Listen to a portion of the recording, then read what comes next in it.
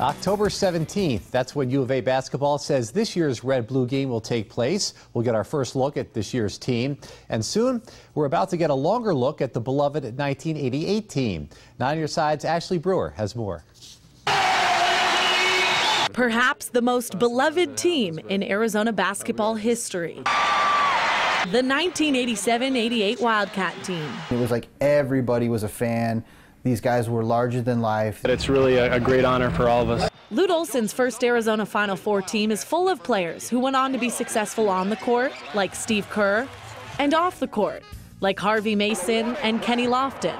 The last time we saw this group together, they were honored in McHale Center in October 2012. And the 88 team's music video. Who could forget this? W-I-L-D, Cats. W-I-L-D, Wildcats. And I just remember watching it over and over, and to this day we still know the words. We would wait for that song to come on and then record it and then listen to it over and over and over. At 13 years old, Brad and his 7-year-old brother Sean fell in love with Arizona basketball.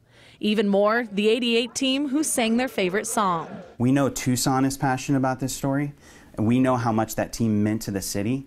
Now we want to tell the world. The two brothers and U of A grads bring the 1988 memories back to life through a feature-length documentary titled 88. Brad first had the idea after seeing a friend's documentary about an ostrich farm located north of Tucson. The director made a speech that night, which would change his life. He went up and he said, "No one will ever see your film unless you make it. It's all in your brain. You know, you have to, you just got to start doing it." So then I thought, well, I've always wanted to make a movie. What do I want to make a movie about? So then I thought, well, the 88 team.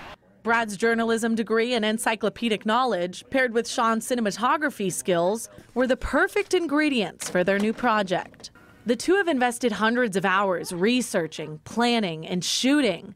One of the greatest challenges, hunting down some of the film's stars. We would just approach them after games and say, "Hey, we're making a documentary about the 88 team, and we want to interview you, you know?" And the first person we did that with, I think, was Lute. And he agreed. You know, then we could tell, hey, Sean, we talked to Steve and we talked to Coach Olson. Would you like to, sit down with us? Another obstacle, money.